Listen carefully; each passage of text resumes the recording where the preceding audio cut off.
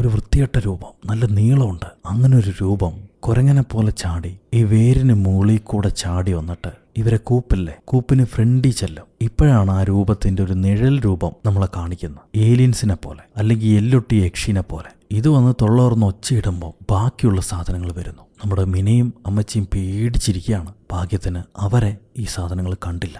ഒരുപാടെണ്ണം ഉണ്ട്, ഒരുപാടെണ്ണം. ഇതെല്ലാം എഴുന്നേറ്റ് ഇവരെ കൂപ്പിലേക്ക് നോക്കി നിൽക്കുമ്പോൾ ഡാനിയൽ വിളിച്ചു പറയും, അവര് ഞങ്ങളുടെ കൂടെയില്ല, അവര് പോയി എന്ന്. ഉടനെ ഈ രൂപങ്ങളെല്ലാം 4 പാടും ചെതറി ഓടാൻ തുടങ്ങി. അമ്മച്ചി പറയും, അവര് നമ്മളെയാണ് നോക്കിപ്പോയിരിക്കുന്നത്. ഇതാണ് പറ്റിയ സമയം, നമുക്ക് ആ കൂപ്പിനകത്ത് കയറണമെന്ന് പറഞ്ഞ് ഇവരോടി വന്ന് ഡോറി മുട്ടുന്നു. ഡാനിയൽ തുറക്കുന്നില്ല. അപ്പൊ മിന പറയും, ഡാനിയൽ, എനിക്ക് മനസ്സിലായി നീ ദേഷ്യത്തിലാണ്. നിന്റെ മാനസികാവസ്ഥ മാറിയിരിക്കുന്നു. നിനക്ക് ഇവിടുന്ന് രക്ഷപ്പെടണം. എനിക്ക് മനസ്സിലായല്ല ആ ദേഷ്യമാണ് നീ ഇങ്ങനെ കാണിക്കുന്നത്. പക്ഷെ ഒരു കാര്യം ഓർത്തോക്ക്, നീ ഇപ്പം ഞങ്ങളെ 2 പേരെയും പുറത്താക്കി കഴിഞ്ഞ് ഞങ്ങൾക്ക് എന്തെങ്കിലും സംഭവിച്ചാൽ ആ വേദന കൊണ്ട് ജീവിതകാലം മുഴുവൻ നൊന്തു നീറി കഴിയേണ്ടി വരും. ആരോടും പറയാത്തൊരു കാര്യം ഞാൻ നിന്നോട് പറയാം. എൻ്റെ അമ്മയുടെ മരണകാരണം ഞാൻ തന്നെയാണ്. ആ വേദന കൊണ്ടാണ് ഞാനിപ്പോൾ ജീവിക്കുന്നത്. അങ്ങനെ ഒരു വേദന നിനക്ക് വേണ്ട. നീ എന്നെക്കാളും നല്ല പയ്യനാ. ദയവ് ചെയ്ത് തുറക്ക്. ഇവളിങ്ങനെ കരഞ്ഞു പറയുമ്പോഴാണ് അവൻ വാതിൽ തുറക്കുക. ഡാനിയൽ ഇവരകത്ത് കയറി. അമ്മച്ചി പറയും, എത്രയും പെട്ടെന്ന് എല്ലാവരും മിററിന്റെ ഫ്രണ്ടിലേക്ക് ചെന്ന് നിൽക്കൂ. അവർ ദേഷ്യത്തിലാണ്. അവർ നമ്മളെ കാണട്ടെ. അവരെ ദേഷ്യം അടങ്ങിയാൽ മാത്രമേ നമുക്ക് സർവൈവ് ചെയ്യാൻ പറ്റുള്ളൂ.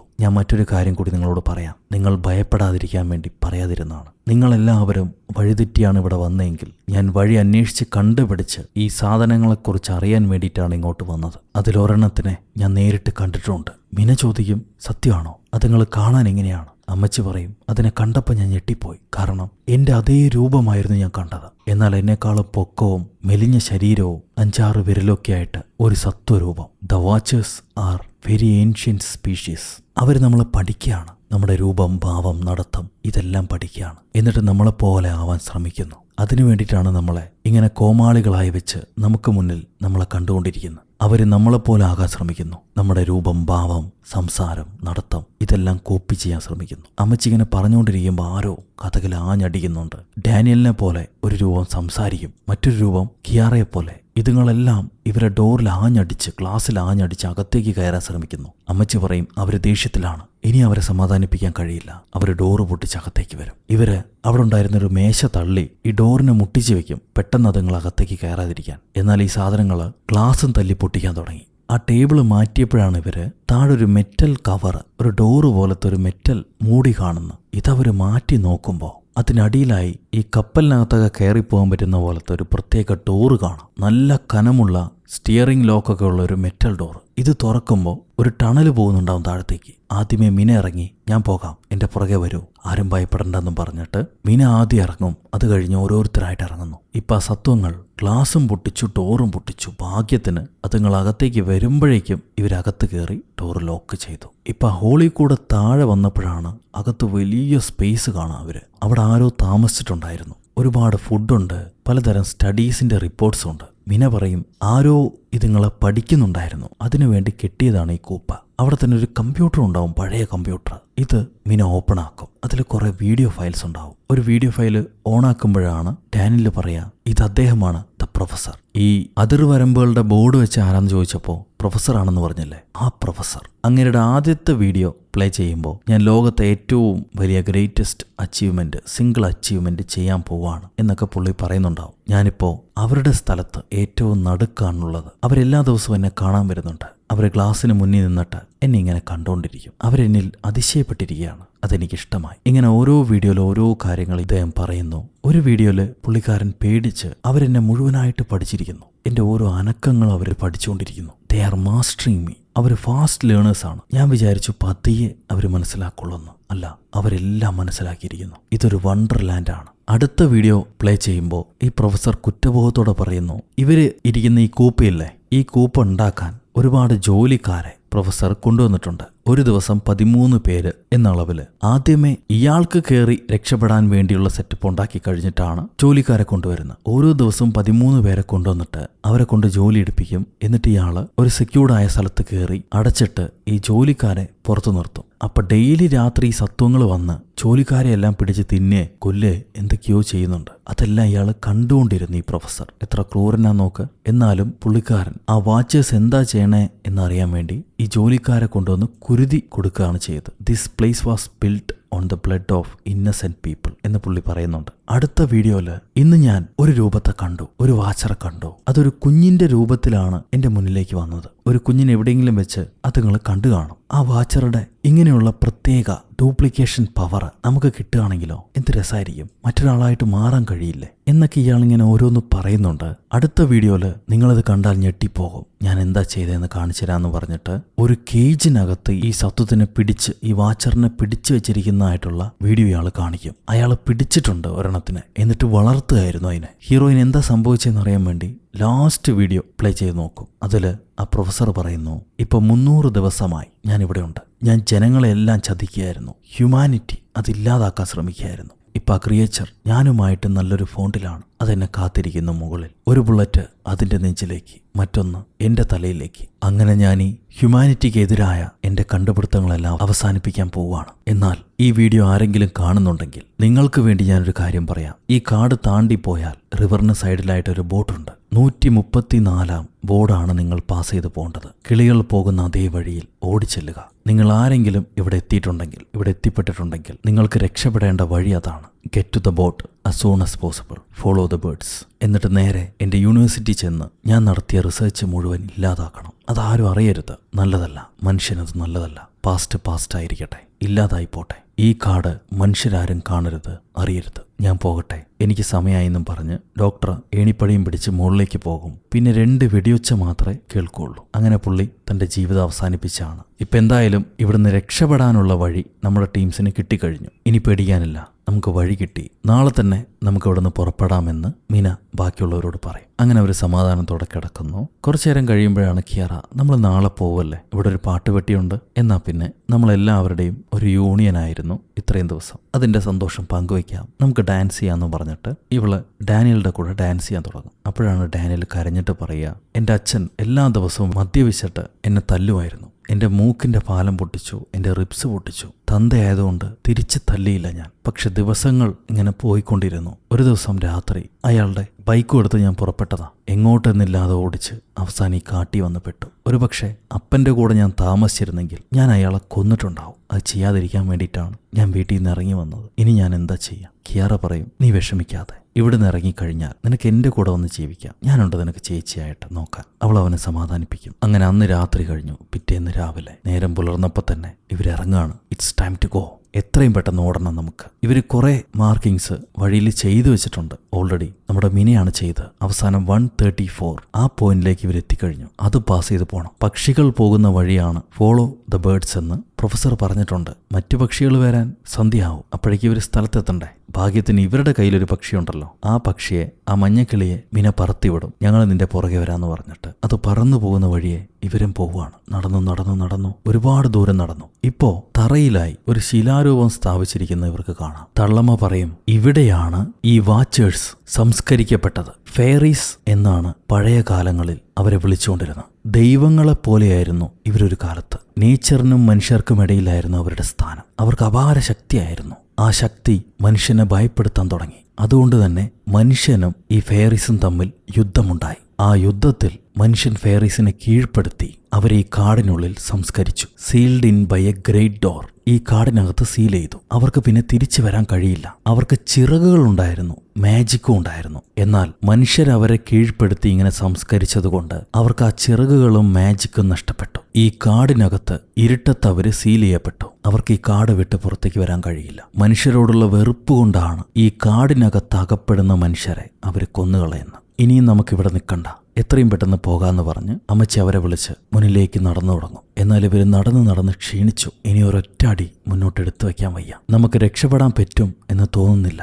എനിക്ക് മതിയായി എന്നൊക്കെ കിയാറ പറയുന്നുണ്ട്. കുറച്ചു ദൂരം കൂടിയുള്ളൂ, വരൂ പോകാം. ഇരുട്ടി തുടങ്ങി, വരൂ പോകാമെന്ന് പറഞ്ഞിട്ട് മാഡലിൻ അമ്മച്ചി ഇവരെ വിളിച്ചുകൊണ്ട് പോകുന്നുണ്ട്. പെട്ടെന്ന് മഴയും പെയ്തു തുടങ്ങി. Every one stay close, every one എന്റെ കൂടെ വരൂ, നിൽക്കരുത് എന്ന് പറഞ്ഞ് വീണ്ടും ഇവർ മുന്നോട്ട് പോകുന്നു. ഇപ്പൊ ഇരുട്ടി തുടങ്ങി. പക്ഷികളെല്ലാം ഭയന്ന് ഇവര് പോകുന്ന വഴിയിലൂടെയാണ് രക്ഷപ്പെട്ടു ഓടുന്നത്. ദൂരെ ഫെയറീസിന്റെ ശബ്ദം കേൾക്കാം. അവര് കുഴിയുന്ന പുറത്തേക്ക് വന്നു തുടങ്ങി. എത്രയും പെട്ടെന്ന് ഇവരെ അറ്റാക്ക് ചെയ്ത് കൊല്ലാൻ വേണ്ടി അതുങ്ങൾ വരികയാണ്. അമ്മച്ചി വേഗം ഓടാൻ പറയും. അതുങ്ങൾ വന്നു തുടങ്ങി. വി ആർ ഓൾമോസ്റ്റ് ദെയർ, വായോ.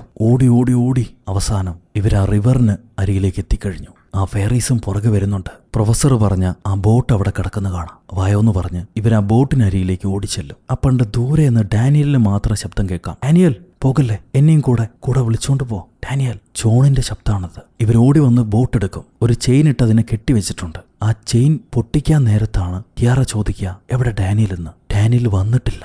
ഡാനിയൽ കാടിനകത്ത് പോയി ജോണിന്റെ ശരീരവും വലിച്ചെടുത്തോണ്ട് വരികയാണ് പുറത്തേക്ക്. ജോണിനെ എനിക്ക് കിട്ടി, അവൻ നമ്മളെ വിട്ട് പോയിട്ടില്ല. ജോൺ വായോ. എന്നാൽ കിയാറയ്ക്ക് മനസ്സിലായി അത് ജോണല്ല, ആ വാച്ചേഴ്സ് പറ്റിക്കുന്നതാണ്. കിയാറ വിളിച്ചു പറയും, ഡാനിയൽ അത് ജോണല്ല, വാച്ചറാണ്, നീ അതിനവിടെ ഇട്ടിട്ട് ഓടി വായോ, ഡാനിയൽ രക്ഷപ്പെട്. ഇവര് വിളിച്ചു പറയുന്നത് അവന് കേൾക്കുന്നില്ല. ഞാൻ ചെന്നവനെ രക്ഷപ്പെടുത്തട്ടെ എന്ന് മിന ചോദിക്കുമ്പോൾ അമ്മച്ചി പറയും, നമുക്ക് സമയമില്ല, ഡാനിയലിന്റെ സമയം തീർന്നു കഴിഞ്ഞു, ഇനി അവനെ രക്ഷപ്പെടുത്താൻ കഴിയില്ല. നോക്കുമ്പോൾ ആ ജോണിന്റെ രൂപമുള്ള ഫെയറി സത്വം ഡാനിയലിന്റെ കാലൊടിച്ച് അവനെ നിലത്തിട്ടിട്ട് അവന്റെ കഴുത്തിൽ ആഞ്ഞു കയറി അവനെ കൊന്നുകളയും. ഇവർക്കൊന്നും ചെയ്യാൻ പറ്റില്ല, നോക്കി നിൽക്കാനേ കഴിയുള്ളൂ. അമ്മച്ചി ബോട്ടെടുത്തിട്ട് ഇവരെയും വിളിച്ച് തുഴഞ്ഞു പോവാണ്. ഒരുപാട് രൂപങ്ങൾ, പല മനുഷ്യന്റെ രൂപമുള്ള ഒരുപാട് ഫെയറീസ്. മീന പേടിച്ചിട്ട് ചോദിക്കും, അതുങ്ങൾ നമ്മുടെ പുറകെ വരുമെന്ന്. അമ്മച്ചി പറയും, ഇല്ല, ആ കാട് താണ്ടി അവർക്ക് വരാൻ കഴിയില്ല. ഇവരങ്ങനെ തുഴഞ്ഞു പോവാണ്. കുറേ തുഴഞ്ഞു പോകുമ്പോൾ എല്ലാവരും ഉറക്കത്തിലായി പോവും. കണ്ണ് തുറക്കവേ നേരം പുലർന്നു. ഒരു ഗ്രാമത്തിലേക്ക് ഇവരെത്തിയിട്ടുണ്ട്. പാലത്തിലൂടെ ഒരു ബസ് പോകുന്ന കാണാം. മീന എല്ലാവരെയും വിളിച്ച് എഴുന്നേൽപ്പിക്കും, വരൂ, നമ്മൾ രക്ഷപ്പെട്ട് കഴിഞ്ഞു, നമുക്ക് പോകാമെന്ന് പറഞ്ഞ് ഇവര് ബോട്ടടിപ്പിച്ച്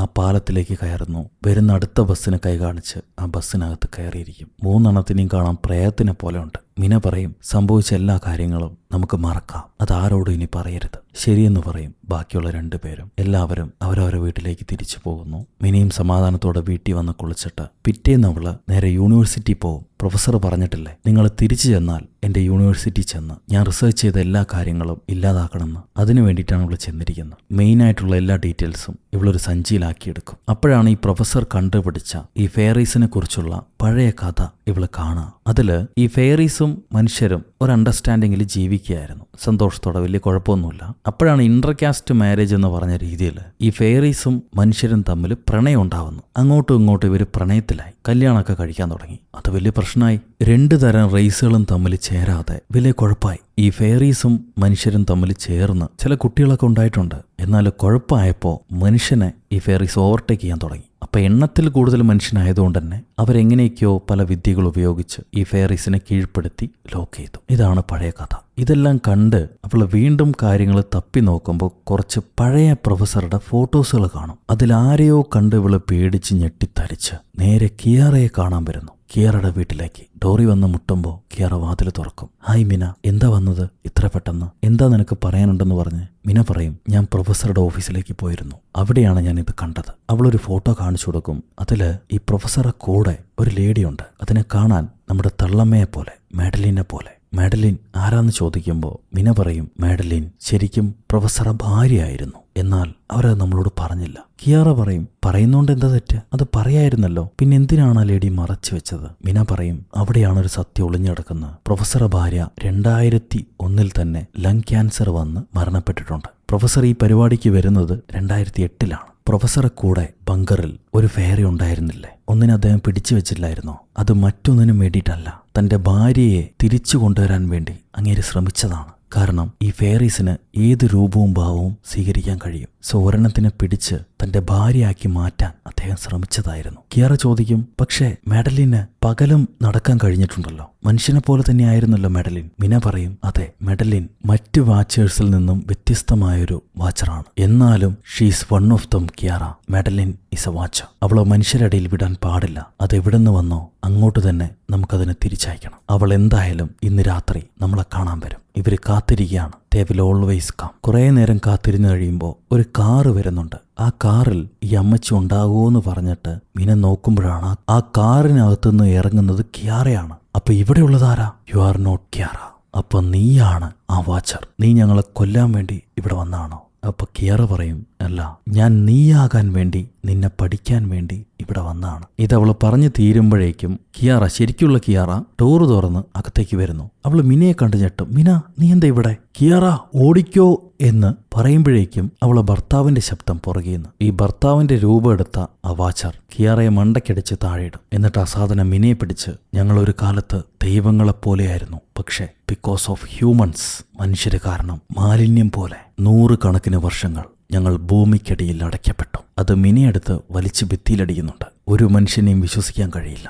വെറുപ്പ്, കോപം, അസൂയ ഇതെല്ലാം കലർന്നൊരു വൃത്തികെട്ട ഉൽപ്പാദനമാണ് മനുഷ്യൻ. വിശ്വസിക്കാൻ കൊള്ളില്ല, കൊന്നുകളയണം എന്ന് പറഞ്ഞിട്ട് ഇയാൾ മിനയെ കൊല്ലാൻ നോക്കുന്നു. മിന പറയും, മെഡലിൻ, നീ മറ്റു വാച്ചേഴ്സിനെ പോലെയല്ല. നീ ഞങ്ങളെ കെയർ ചെയ്തിരുന്നു, നീ ഞങ്ങളെ പ്രൊട്ടക്ട് ചെയ്തിരുന്നു. ആ വാച്ചർ ഇപ്പോൾ അടുത്ത രൂപം, ഡാനിയലിന്റെ രൂപം സ്വീകരിച്ചു കഴിഞ്ഞു. നിങ്ങൾ എൻ്റെ പെറ്റ്സ് ആയിരുന്നു. ഞാൻ നിങ്ങളെ അടുത്ത് നിന്ന് നിങ്ങളെ സംരക്ഷിക്കുന്ന പോലെ നിങ്ങളെ പഠിക്കുകയായിരുന്നു. എനിക്കത് ആവശ്യമല്ലേ? എത്രയോ കാലം ഞാൻ ആ വുഡ്സിൽ, ആ കാടിനകത്ത് പെട്ടുപോയി. എങ്ങനെയെങ്കിലും പുറത്തു കിടക്കണമെന്ന് ആഗ്രഹിച്ചിരുന്നു. അപ്പോഴാണ് പ്രൊഫസർ വരുന്നത്. എന്നെ മറ്റുള്ള വാച്ചേഴ്സ് ദ ഡേ വാക്കർ എന്നാണ് വിളിക്കുക. എനിക്ക് പകലും നടക്കാൻ കഴിഞ്ഞിരുന്നു. അതുകൊണ്ട് അവരെന്നെ കൂടെ കൂട്ടിയില്ല. പ്രൊഫസർ എന്നെ പുറത്തേക്ക് കൊണ്ടുപോകാമെന്നും പറഞ്ഞു. എന്നാൽ അവസാനം എന്നെ കൊല്ലാൻ നോക്കിയപ്പോൾ ഞാൻ അയാളെ കൊന്നുകളഞ്ഞു. ഇതെല്ലാം കേട്ടിട്ട് മീന ആ രൂപത്തിൽ നിന്ന് ഓടി രക്ഷപ്പെടാൻ ശ്രമിക്കില്ല. ഇതിനെ ഫേസ് ചെയ്ത് തീരൂ എന്ന് പറഞ്ഞിട്ട് ഇവള് നേരെ ആ രൂപത്തിന്റെ അടുത്തേക്ക് ചെല്ലും. ആ രൂപം ഇവളെ പിടിച്ച്, ഞാനിനി നിന്റെ രൂപത്തിലാണ് കഴിയാൻ പോകുന്നത്. എന്നെ മനുഷ്യരാരും തിരിച്ചറിയാൻ പോകുന്നില്ല. ഞാനിപ്പോൾ നിന്നെ കൊല്ലാൻ പോവാണെന്ന് പറയുമ്പോൾ മിന പറയും, നിനക്കതിന് കഴിയില്ല.